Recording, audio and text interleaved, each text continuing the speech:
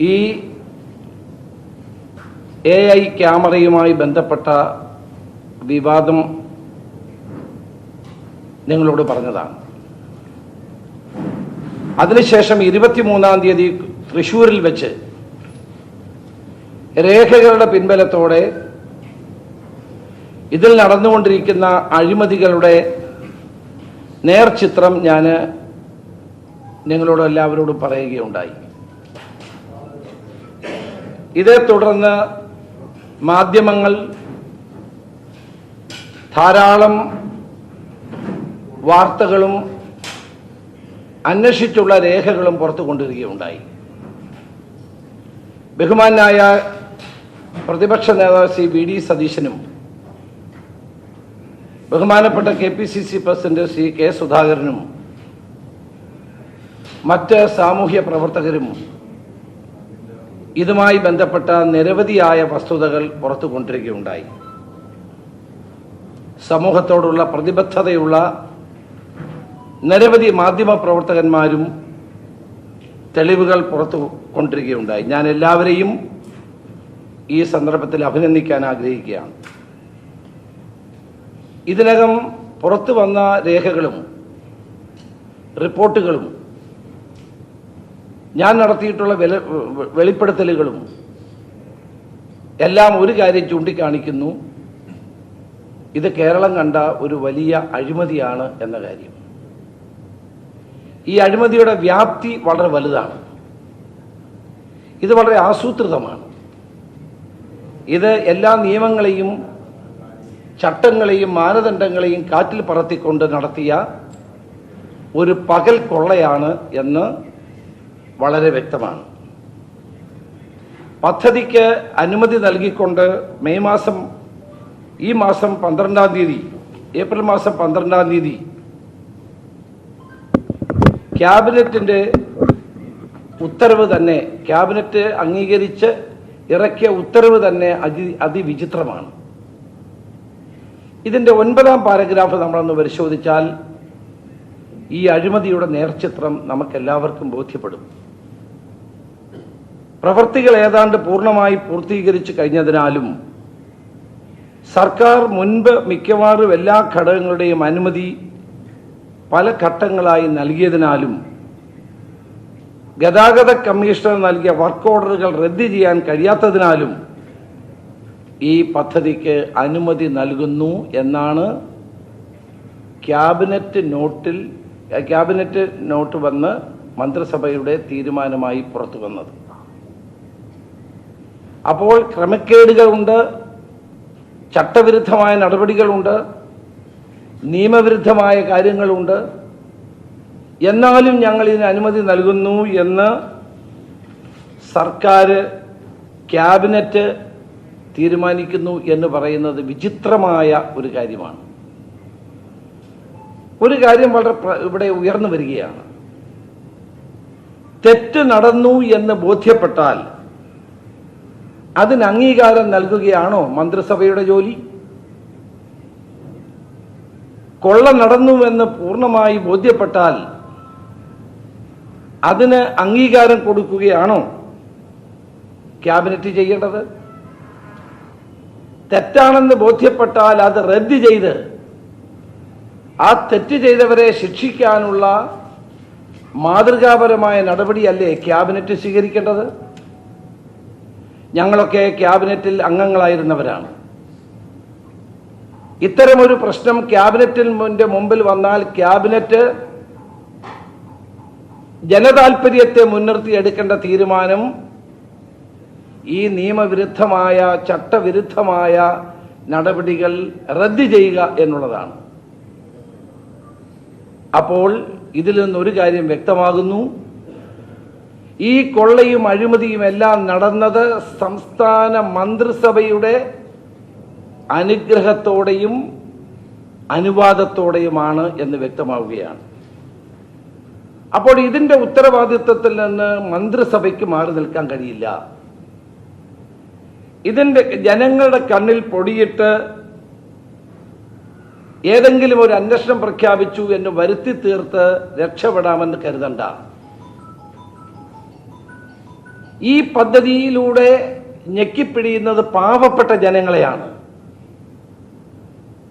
Car വാങ്ങിക്കാൻ മാർഗമില്ലാത്ത, scooter മാത്രം വാങ്ങിച്ച് ദൈനംദിന ജീവിതം മുന്നോട്ട് കൊണ്ടുപോകുന്ന പാവപ്പെട്ട ആളുകൾ, കുട്ടികളുമായി യാത്ര ചെയ്യുന്നവർ, സ്ത്രീകൾ അടക്കമുള്ളവർ വൻതോതിലുള്ള പിഴയടക്കേണ്ടി വരുന്ന ഒരു പദ്ധതിയാണിത്. ഈ പിഴ ഒരു വലിയ അഴിമതിയിലേക്ക് എത്തുന്നു എന്നുള്ളത് കണ്ടില്ല എന്ന് നടിക്കുന്ന മന്ത്രിസഭയുടെ തീരുമാനത്തെ അംഗീകരിക്കാൻ കഴിയുമോ? മാത്രമല്ല, ഇവിടെ കുറ്റവാളികളെ രക്ഷപ്പെടുത്താനാണ് ഗവൺമെന്റ് ശ്രമിക്കുന്നത്. കള്ളന്മാർക്ക് കവചമൊരുക്കാനാണ് ഗവൺമെന്റ് ശ്രമിക്കുന്നത്. ഇവിടെ ഇപ്പം എന്താണ് ഇന്നലെ വ്യവസായ മന്ത്രി രാജീവ് വളരെ ലാഘവത്തോടു കൂടിയാണ് ഇന്നലെ സംസാരിക്കുന്നത്. കാരണം അദ്ദേഹത്തിന് ഇതിനകത്ത് ഉത്തരവാദിത്വമില്ല, അദ്ദേഹത്തിന്റെ കാലത്തുമല്ല എന്നുള്ളത് കൊണ്ടാണ്.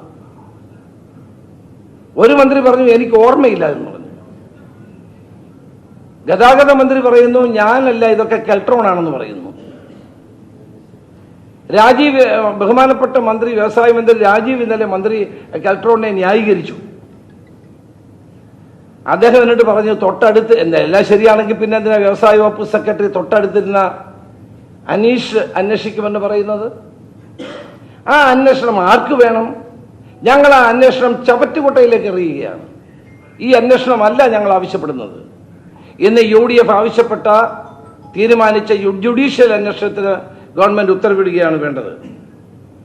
ഈ കൊള്ളയെ വെള്ളപൂശാനുള്ള ബോധപൂർവമായ നീക്കമാണ് ഇന്നലെ വ്യവസായ വകുപ്പ് മന്ത്രി ചെയ്തത്. ഇനി ഏതെങ്കിലും ഒരു ബലിയാടിനെ കണ്ടെത്തി ഈ തട്ടിപ്പ് തേച്ചു മായ്ച്ച് കളയാൻ കഴിയുമോ എന്നാണ് അവർ നോക്കുന്നത്. ഇതൊരിക്കലും കേരള സമൂഹം അംഗീകരിക്കാൻ പോകുന്ന ഒന്നല്ല. ധനകാര്യ വകുപ്പ് തന്നെ 6 തവണ ഈ പദ്ധതിയെ ഒബ്ജക്റ്റ് ചെയ്തതാണ്. ആ ധനകാര്യ വകുപ്പിന്റെ തടസ്സവാദങ്ങൾ പോലും തള്ളിക്കളഞ്ഞുകൊണ്ട് ഈ പദ്ധതി നടപ്പാക്കാൻ ഉള്ള നടപടിയാണ് ഗവൺമെന്റ് സ്വീകരിച്ചത്. സർക്കാർ ഓരോ ഘട്ടത്തിലും അനുമതി നൽകിയതായി ഉത്തരവിൽ പറയുന്നു. അപ്പോൾ സർക്കാർ ഒന്നും അറിഞ്ഞില്ല എന്ന് പറയുന്നതിൽ എന്ത് യുക്തിയാണുള്ളത്? AI ക്യാമറയുമായി ബന്ധപ്പെട്ട് ഇതുവരെ ഉയർത്തിയ ചോദ്യങ്ങൾക്ക് ഞാനും പ്രതിപക്ഷ നേതാവും ഉന്നയിച്ച ഒരു ചോദ്യത്തിനും ഇന്നലെ വ്യവസായ മന്ത്രിയോ ബന്ധപ്പെട്ട മന്ത്രിമാരോ മുഖ്യമന്ത്രിയോ മറുപടി പറഞ്ഞിട്ടില്ല. ഇതുമായി ഞാൻ നേരത്തെ തന്നെ പറഞ്ഞു, ഇതുമായി ബന്ധപ്പെട്ട രേഖകൾ പുറത്തുവിട്ടില്ല എങ്കിൽ ഞാനിത് പുറത്തുവിടുമെന്ന് നിങ്ങളോട് പറഞ്ഞതാണ് തൃശ്ശൂരിൽ വെച്ച്. ഇന്ന് ഞാൻ ആ 4 രേഖകൾ പുറത്തുവിടുകയാണ്. ഇതിന് ഗവൺമെന്റ് മറുപടി പറയാൻ ബാധ്യസ്ഥരാണ്. Fully automatic traffic enforcement system നടപ്പാക്കാൻ മോട്ടോർ വാഹന വകുപ്പ് കെൽട്രോണിനെയാണ് ചുമതലപ്പെടുത്തിയത്. 232 കോടി രൂപ നൽകാമെന്നാണ് ഗവൺമെന്റ് സമ്മതിച്ചത്. കെൽട്രോൺ ഈ പദ്ധതി 151 കോടി രൂപയ്ക്ക് SRITക്ക് നൽകിയുണ്ടായി. SRITക്ക് നൽകിയതിനെ സംബന്ധിച്ച് തന്നെ ആളുകൾക്ക് പരാതിയുണ്ട്. ഈ ടെൻഡർ 4 കമ്പനികളാണ് മുന്നോട്ട് വന്നത്. അശോക ബിൽഡ്കോം ലിമിറ്റഡ്, അക്ഷര enterprises, SRIT and Gujarat Infotech. ഇതിൽ ഗുജറാത്ത് ഇൻഫോടെക് സാങ്കേതിക പരിജ്ഞാനമില്ല എന്ന് പറഞ്ഞുകൊണ്ട് തള്ളിക്കളഞ്ഞു. പിന്നീടുണ്ടായിരുന്ന 3 കമ്പനികളിൽ SRITക്കാണ് ഇത് കിട്ടിയത്. കാരണം മറ്റ് 2 കമ്പനികളും SRITയുടെ ബന്ധപ്പെട്ട് പ്രവർത്തിക്കുന്ന കമ്പനികളാണ്.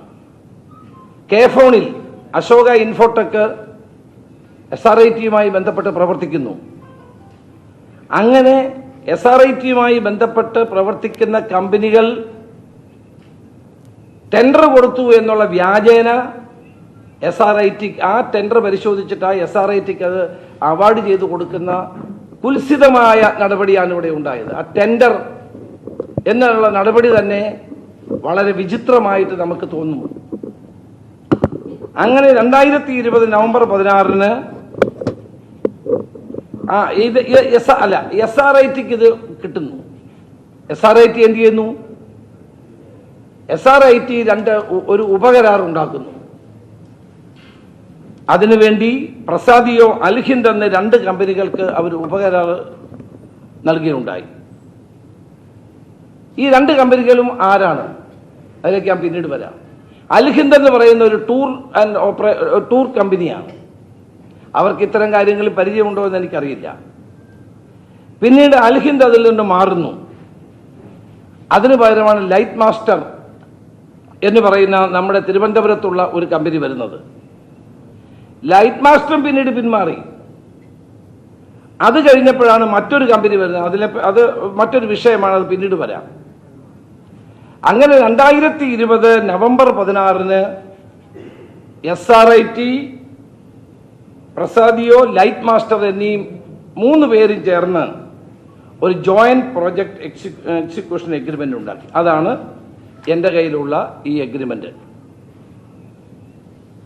ഇതിന്റെ തുടർച്ചയായി നവംബർ 2020 പ്രസാദിയോയും ലൈറ്റ് മാസ്റ്ററും തമ്മിൽ ഉണ്ടാക്കിയ പ്രൊജക്ട് പാർട്ണറിംഗ് ആൻഡ് എക്സിക്യൂഷൻ എഗ്രിമെന്റ് പ്രകാരം പ്രസാദിയോയും ലൈറ്റ് മാസ്റ്റർ കൂടിയാണ് ഈ പദ്ധതി പൂർണ്ണമായി നടപ്പാക്കേണ്ടതെന്ന് പറയുന്നു. ഈ 2 എഗ്രിമെന്റിന്റെയും കോപ്പി നിങ്ങൾക്ക് ഞാനിപ്പോൾ വിതരണം ചെയ്യുന്നുണ്ട്. ഇത് 2ാമത്തെ എഗ്രിമെന്റ് പ്രകാരം പ്രസാദിയോയുടെയും ലൈറ്റ് മാസ്റ്ററുടെയും ഈ പ്രൊജക്റ്റിലുള്ള കോൺട്രിബ്യൂഷൻ പ്രത്യേകമായി പറയുന്നുണ്ട്. നിങ്ങൾ ശ്രദ്ധിച്ചു കേൾക്കണം. Agreement clause E, as per the terms of back to back agreement between Shootland execution partners and as per the mutual understanding, Prasadio and Light Master is required to produce and install all equipment, including the furnishing of district control rooms and central control room required for executing the project, and render technical support and execute the project in accordance with the terms and conditions in the tender. വളരെ വ്യക്തമായി പറയുന്നു ഇവരുടെ ജോലി എന്താണ്. ജില്ലാതലങ്ങളിൽ monitoring centre ഉണ്ടാക്കാനും ഉൾപ്പെടെയുള്ള എല്ലാ കാര്യങ്ങളും ഇവർക്ക് നൽകുകയാണ്. ഇനി ക്ലോസ് F6-ൽ പറയുന്നത് SRIT-ക്ക് വേണ്ടി ടെൻഡർ വ്യവസ്ഥ പ്രകാരം പ്രസാദിയോ 6 കോടി രൂപ സെക്യൂരിറ്റി ഡിപ്പോസിറ്റ് കെൽട്രോൺ നൽകുമെന്നാണ്. അപ്പൊ കെൽട്രോണുമായിട്ട് ഒരു ബന്ധവും ഈ കരാറിനില്ല, ഉപകരാറിനില്ല എന്ന് പറയുന്നതിനകത്ത് അർത്ഥമുണ്ടോ? ക്ലോസ് F-ൽ പറയുന്നത് ലൈറ്റ് മാസ്റ്റർ ആണ് ടെൻഡർ കണ്ടീഷനിൽ പറഞ്ഞിരിക്കുന്ന ഇലക്ട്രോണിക് ഉപകരണങ്ങളുടെയും അനുബന്ധ സാധനങ്ങളുടെയും വിതരണക്കാരെന്നാണ്, സപ്ലയർ ആൻഡ് ഡിസ്ട്രിബ്യൂട്ടർ. അതുപോലെ തന്നെ ക്ലോസ് F8-ൽ പ്രകാരം SRIT-യും പ്രസാദിയോയും ചേർന്ന് ലൈറ്റ് മാസ്റ്ററിന് എല്ലാ ഐറ്റത്തിനും പ്രോഡക്റ്റുകൾക്കും പർച്ചേസ് ഓർഡർ നൽകി. എൻ്റെ 2ാമത്തെ രേഖ പർച്ചേസ് ഓർഡറാണ്. അതാണ് ഈ സംഭവവുമായി ബന്ധപ്പെട്ട ഏറ്റവും പ്രധാനപ്പെട്ട രേഖ. ഈ ക്ലോസ് പ്രകാരം SRIT ലൈറ്റ് മാസ്റ്ററിന് പർച്ചേസ് ഓർഡർ കൊടുത്തിരുന്നു. ഇതിൻ്റെ കോപ്പി നിങ്ങൾക്ക് ഞാൻ നൽകുകയാണ്. വളരെ പ്രധാനപ്പെട്ട ഈ രേഖ പ്രകാരം ക്യാമറ ഉൾപ്പെടെയുള്ള ഈ പദ്ധതി നടപ്പാക്കാൻ വേണ്ടി വരുന്ന ആകെയുള്ള സാധന സാമഗ്രികളുടെ വില 75,32,58,841 ആകെ ഈ പദ്ധതി നടപ്പാക്കാൻ വേണ്ടി വരുന്ന പ്രവർത്തനത്തിന്റെ കാര്യമാണ്. ഇതോടൊപ്പം SRIT-യുടെ MD-യുടെ വാക്കുകൾ കടമെടുത്താൽ പ്രസാദിയോ നടത്തുന്ന സിവിൽ വർക്കിന് ഇൻസ്റ്റലേഷൻ ഉൾപ്പെടെ ടെൻഡർ തുകയുടെ 5 മുതൽ 5.5% വരെ മാത്രമേ വേണ്ടിവരികയുള്ളൂ. 181 കോടിയുടെ 5.5% എന്ന് പറയുന്നത് 8.3 കോടി രൂപയാണ്. അതായത് ഈ AI ക്യാമറ പദ്ധതി നടപ്പാക്കാൻ ആകെ വേണ്ടി വരുന്ന തുക SRIT-യുടെ കണക്ക് തന്നെ 83.6 കോടി രൂപ മാത്രമാണ്. അതായത് 232 കോടി രൂപ കേരളത്തിലെ പാവപ്പെട്ടവനെ പിഴിഞ്ഞുണ്ടാക്കുന്ന ഈ പണം ആരുടെ കയ്യിലേക്ക് പോകുന്നു? SRIT-യുടെ രേഖപ്രകാരം, അവർ നൽകിയ എഗ്രിമെന്റ് പ്രകാരം ഈ പദ്ധതി പൂർണ്ണമായി നടപ്പാക്കാൻ വേണ്ടി വരുന്നത് 83.6 കോടി രൂപയാണെങ്കിൽ ബാക്കി തുക ആരുടെ പോക്കറ്റിൽ പോകുന്നു? ആരുടെ കീശ വീർപ്പിക്കുന്നു? പാവപ്പെട്ട സ്കൂട്ടറിന്റെ പുറയിൽ നിന്ന് യാത്ര ചെയ്യുന്ന പാവപ്പെട്ടവന്റെ കയ്യിൽ നിന്ന് വാങ്ങുന്ന ഈ പണം എവിടെ പോകുന്നു?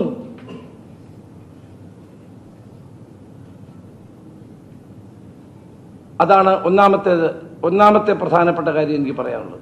ഈ കരാറുമായി ബന്ധപ്പെട്ട ഏറ്റവും പ്രധാനപ്പെട്ട രേഖയാണ് ഞാനിത് പുറത്തുവിടുന്നത്. 2, ഈ പ്രൊജക്ടിന്റെ കരാർ SRIT-ക്ക് ലഭിച്ചതുമായി ബന്ധപ്പെട്ട് തന്നെ വളരെ വിചിത്രമായ നടപടികളാണ് ഉണ്ടായിട്ടുള്ളത്. ടെൻഡറിൽ പങ്കെടുക്കുന്ന ഒരു കമ്പനി ഒരു OEM, ഒറിജിനൽ എക്യുപ്മെന്റ് മാനുഫാക്ചർ ആണെന്നോ അല്ലെങ്കിൽ ഒരു OEM-ന്റെ അംഗീകൃത ഏജന്റ് ആണെന്നോ തെളിയിക്കുന്ന സർട്ടിഫിക്കറ്റ് ഹാജരാക്കണമെന്നുണ്ട്. ഇവിടെ SRIT-ക്ക് അത്തരത്തിലുള്ള പ്രവർത്തന പരിചയം ഇല്ലാത്തതിനാൽ ട്രോയിസ്, മീഡിയോട്രോണിക്സ് എന്നീ കമ്പനികളുടെ സർട്ടിഫിക്കറ്റ് വാങ്ങിയിട്ടാണ് ഈ ടെൻഡർ സംഘടിപ്പിച്ചിട്ടുള്ളത് എന്നത് വളരെ വിചിത്രമായ ഒരു കാര്യമാണ്. ഇത്തരത്തിൽ ടെൻഡർ സംഘടിപ്പിച്ച ശേഷം കെൽട്രോണുമായി കരാർ ഒപ്പിടുമ്പോഴാണ് പ്രസാദിയോ അൽഹിന്ദ്നെയും വളഞ്ഞ വഴിയിലൂടെ ഈ കരാറിന്റെ ഭാഗമാക്കുന്നത്. എന്നാൽ ഈ കരാറിലെ സുതാര്യത ബോധ്യപ്പെടാത്തതിനെ തുടർന്ന് അൽഹിന്ദ് പിന്മാറുകയുണ്ടായി. ഇത് നിയമവിരുദ്ധമാണ്. ഇങ്ങനെയൊന്നും ചെയ്യാനുള്ള അധികാരം ആർക്കുമില്ല. സെക്യൂരിറ്റി ഡെപ്പോസിറ്റായി SRIT കെൽട്രോണിന് നൽകേണ്ട 6 കോടി രൂപയിൽ 3 കോടി രൂപയും നൽകിയത് അൽഹിന്ദാണ്. ആ തുക കെൽട്രോൺ കൈപ്പറ്റുകയും ചെയ്തു. അതിൻ്റെ രേഖയും എൻ്റെ കയ്യിലുണ്ട്, അത് നിങ്ങൾക്ക് തരാം. മാത്രവുമല്ല, SRIT നൽകിയ ഉപകരാറിൽ എഗ്രിമെന്റിൽ സാക്ഷിയായി ഒപ്പുവെച്ചിട്ടുള്ളത് കെൽട്രോണിലെ പേര് ഞാൻ പറയുന്നില്ല, ഒരു മുതിർന്ന ഉദ്യോഗസ്ഥയാണ്. എന്നിട്ടും കെൽട്രോണിന്റെ MD പറയുന്നു കെൽട്രോണിന് ഉപകരാറുമായി ഒരു ബന്ധവുമില്ല എന്ന് പറയുന്നത് വിചിത്രമല്ലേ? ആരെ പറ്റിക്കാനാണ്? MVD ഇലക്ട്രോണിക്, അതോടൊപ്പം തന്നെ മോട്ടോർ വെഹിക്കിൾ ഡിപ്പാർട്ട്മെന്റ് കെൽട്രോണിന് ബൂട്ട് അടിസ്ഥാനത്തിലുള്ള പ്രോജക്റ്റിനാണ് 2020 അനുമതി നൽകിയത്.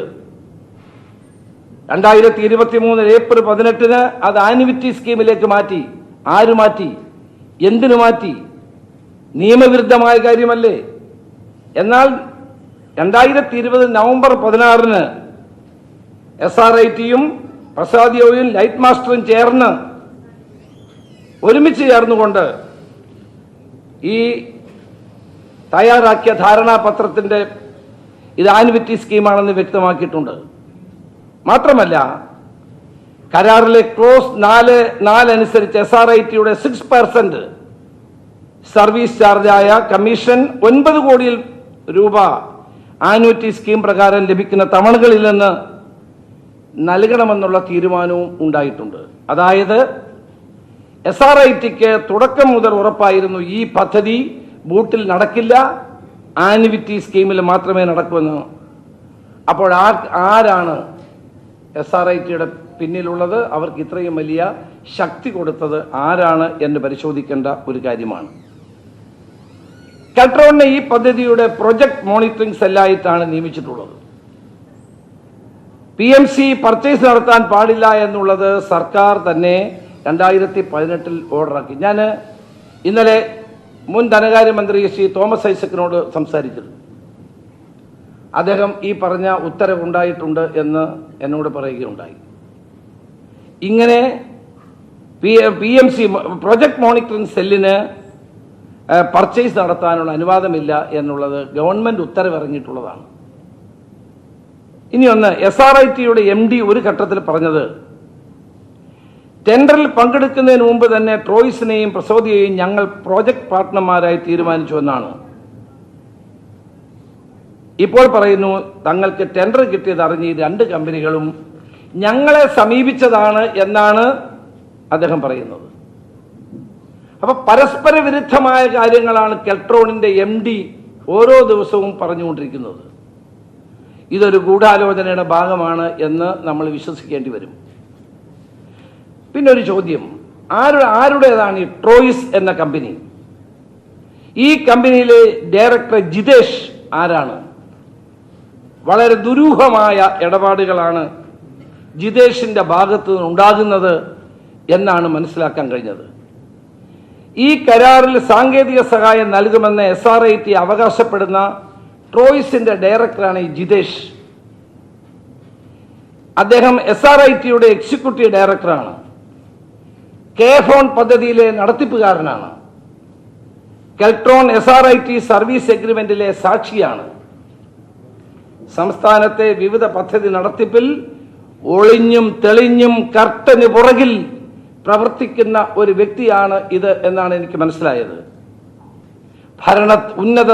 ഭരണത്തിന്റെ ഉന്നത തലങ്ങളിലുള്ള പിടിപാട് കൊണ്ടാണ് ഇത്തരം പ്രവർത്തനങ്ങൾ അദ്ദേഹം നടത്തി വരുന്നത്. ഞാൻ മനസ്സിലാക്കിയത്തോളം ജിതേഷിന് ശിവശങ്കറിന് സർക്കാരിനുള്ളതിനേക്കാൾ വലിയ സ്വാധീനം ഉണ്ട് എന്നുള്ളതാണ്. ഇയാളുടെ കമ്പനികളെക്കുറിച്ചും ആ കമ്പനികൾക്ക് ലഭിച്ച ടെൻഡറുകളെക്കുറിച്ചും അടിയന്തരമായ അന്വേഷണം ഉണ്ടാകേണ്ടതാണ്. അതോടൊപ്പം തന്നെ പ്രസാദിയോ എന്ന് പറയുന്ന കമ്പനി ആരുടേതാണ്? ആരാണ് ഈ രാംജിത്ത്? രാംജിത്തും മുഖ്യമന്ത്രിയുമായിട്ടുള്ള ബന്ധം എന്താണ്? എത്ര തവണയാണ് രാംജിത്ത് ക്ലിഫ് ഹൗസ് സന്ദർശിച്ചിട്ടുള്ളത്? എന്തിനു വേണ്ടിയാണ് ക്ലിഫ് ഹൗസിൽ രാംജിത്ത് സന്ദർശനം നടത്തിയിട്ടുള്ളത്? ഇത് വളരെ പകൽ പോലെ വ്യക്തമാണ്. ഞാൻ അന്വേഷിച്ചു രാംജിത്ത് ആരാണെന്ന്. KTCയിൽ വർഷങ്ങൾക്ക് മുമ്പ് സെയിൽസിൽ ജോലി ചെയ്ത ഒരു ഉദ്യോഗസ്ഥനായിരുന്നു. അത് കഴിഞ്ഞിട്ട് അദ്ദേഹം പിന്നീട് പ്രസാദിയോ എന്ന് പറയുന്ന ഒരു കമ്പനി തുടങ്ങുന്നു. ഈ SRITയുടെ ഉടമസ്ഥരായ നമ്പ്യാർ പറയുന്നത് കുവൈറ്റിലും അതോടൊപ്പം തന്നെ UAEയിലും മറ്റ് വിദേശ രാജ്യങ്ങളിൽ ഈ പ്രസാദിയോ കമ്പനിക്ക് സ്ഥാപനങ്ങളുണ്ട്. അവരുടെ പ്രവൃത്തി പരിചയം പരിശോധിച്ച ശേഷമാണ് ഞങ്ങൾ കെ-ഫോണിന്റെ കാര്യത്തിലും ഈ ക്യാമറയുടെ കാര്യത്തിലുമെല്ലാം അവർക്ക് അംഗീകാരം നൽകിയത്. ഞാൻ അന്വേഷിച്ചപ്പോൾ പ്രസാദിയോ എന്നൊരു കമ്പനിക്ക് അവിടെ ഒന്നും ഒന്നുമില്ല. ഇനി അത് അല്ലെങ്കിൽ പ്രസാദിയോ എന്ന് പറയുന്ന സ്ഥാപനത്തിന്റെ ഓണർ മറ്റാരാണ്? ഇന്ന് മാതൃഭൂമിയുടെ റിപ്പോർട്ട് അനുസരിച്ച് ഈ രാംജിത്തിനെ ഇപ്പൊ കാണാനില്ലെന്നാണ്. രാംജിത്ത് എവിടെയാണ്? ഇപ്പം ഈ പ്രസാദിയോ എന്ന് പറയുന്ന കമ്പനിയുടെ വെബ്സൈറ്റിൽ നിന്ന് മുഴുവൻ രേഖകളും പുറത്ത് പോയിരിക്കുന്നു. ആരോപണങ്ങൾ ഉന്നയിക്കപ്പെടുമ്പോൾ വെബ്സൈറ്റ് കാണാതാകുന്നത് കേരളത്തിൽ പുതിയ കാര്യമല്ല. പിണറായി ഗവൺമെന്റ് കാലത്ത് ഈ വെബ്സൈറ്റുകൾ കാണാതാവും. ഇപ്പൊ അതിന്റെ ഡീറ്റെയിൽസ് പോലും ലഭ്യമല്ല. വളരെ ദുരൂഹമായ സാഹചര്യമാണ് ഈ പ്രസാദിയോയുമായി ബന്ധപ്പെട്ടുള്ളത്.